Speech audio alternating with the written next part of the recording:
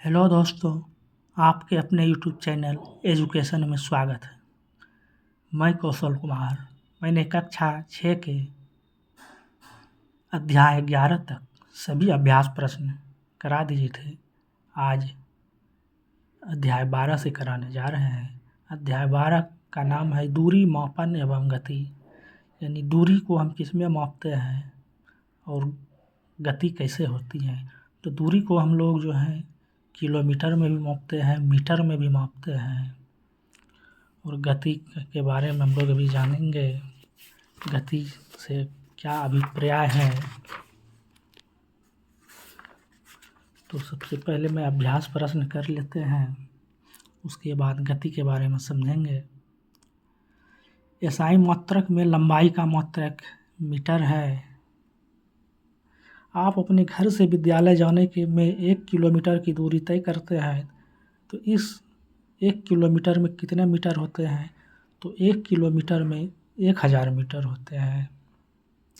गतिशील वस्तु का उदाहरण नहीं है उड़ती चिड़िया गतिशील वस्तु है। सीटी की गति भी गतिशील है। घड़ी की सुई भी गतिशील है, लेकिन घड़ी गतिशील नहीं है। अगर खराब घड़ी रहे तो उसका सुई भी नहीं चलेंगे, तो घड़ी जो है गतिशील वस्तु नहीं है। आवर्त गति का उदाहरण है, तो इसका उदाहरण झूला झूलते बच्चे की गति जो है आवर्ती गति है, क्योंकि झूला जहाँ से स्टार्ट होता है फिर वहीं आकर के रुकता है, फिर वहाँ से स्टार्ट होता है फिर वहीं रुकता है, तो इसे आवर्ती गति कहती है। लोलक की गति भी वैसे ही होती है। लोलक घड़ी में भी ऐसी गति होती है, उसमें भी लगा रहता है, स्टार्ट होता है जहाँ से फिर वहाँ एंड होता है, फिर वहाँ से स्टार्ट। बजते तबलों के पृष्ठ की गति उसमें भी उसी तरह से कंपन होती है। तो इसका आंसर इनमें से सभी 4 नंबर होंगे। अब जो है 2 नंबर है, खाली स्थान को भरिए। तो 1 सेमी में 10 मिमी होता है। ख नंबर है 1 मीटर में 100 सेंटीमीटर होता है। 1 मीटर में 1000 मिलीमीटर होता है। घो है 1 किमी में 1000 मीटर होता है। उसी तरह जब 1 सेमी में 10 मिमी होता है, तो 1 मिमी में कितना सेमी होगा, उसको 10 से भाग दे दिया है। 1 सेमी में कितना मीटर होगा, तो 1 सेमी बराबर 100 मीटर, तो उसमें भी 1000 से भाग दिया। इस तरह से निकाला गया है। तो 1 मीटर बराबर कितना किलोमीटर, 0.001 किलोमीटर। अब रो नंबर है, झूले पर किसी बच्चे की गति आवर्त गति होती है। यानी कि झूला जहाँ से स्टार्ट होता है फिर वहीं आके रुकता है, फिर वहाँ से स्टार्ट होता है, तो झूले की गति आवर्त गति होती है। जब कुत्ता जब पूँछ हिलाता है तो उसकी पूँछ भी आवर्त गति होगी, कि उसमें भी वही नियम लागू होते हैं। अब अध्याय 13 पढ़ेंगे, प्रकाश।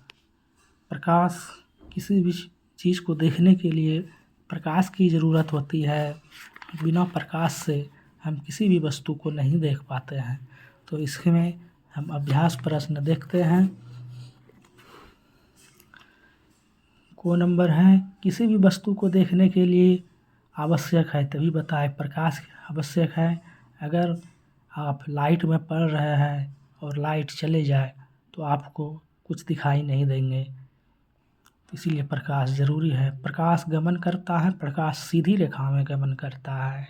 गो है, प्रकाश स्रोत से पहला दर्पण पर पड़ने वाली किरण कहलाती है, तो आपतित किरण कहलाती है। वह है, जब किसी अपारदर्शी वस्तु को प्रकाश में रखते हैं तो वस्तु के दूसरी ओर प्रकाश नहीं जा पाता, फलतः वस्तु अपनी तरह की आकृति बनाती है। इसे क्या कहते हैं, तो छाया कहलाती है। छाया दिखाई दे सकती है, पर्दे पर, दीवार पर, ज़मीन पर, सब में दिखाई देते हैं। उपयुक्त सभी आंसर होगा। फिर खाली जगह को भरना है।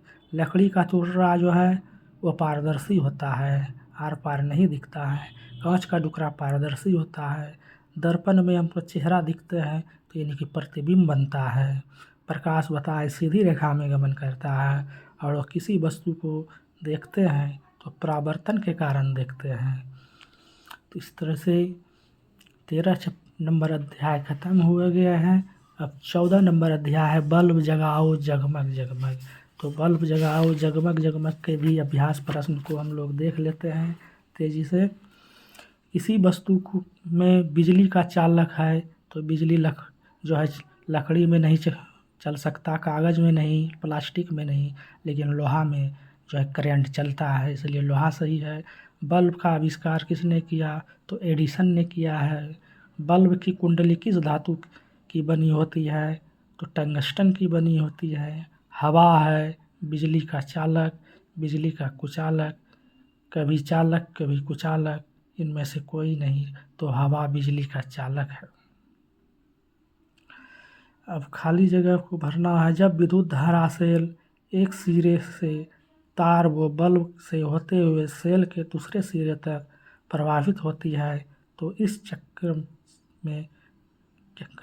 चक्कर को क्या कहते हैं? परिपथ कहते हैं। घो है किसी वस्तु को विद्युत परिपथ में जोड़ने पर बल्ब जल उठता है तो इस वस्तु को विद्युत का चालक कहते हैं। ऐसी चीज़ें जिनको सर्किट से जोड़ने से बल्ब नहीं जलता है उन्हें कुचालक कहा जाता है। चालक रहेंगे तो बल्ब जल जाएंगे, कुचालक है बल्ब नहीं जलते हैं। घो नंबर क्वेश्चन एक बार फिर देख ले अभ्यास का कि हवा है, हवा बिजली का चालक नहीं होगा, हवा बिजली का कुचालक है। इस वीडियो में आज इतना ही। बहुत बहुत धन्यवाद आप लोगों को इस वीडियो में